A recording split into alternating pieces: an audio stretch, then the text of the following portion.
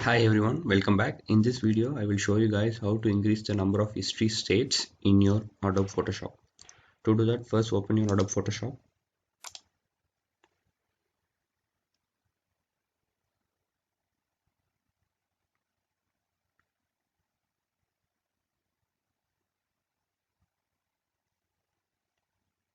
Then click on Edit. Go to Preference and select Performance.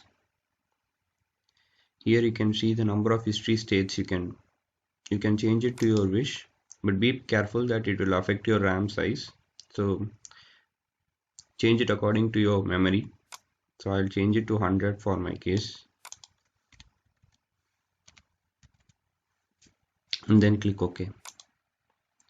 That's it. That's how you change your number of history states in Adobe Photoshop. Thank you for watching this video, guys. See you in my next video.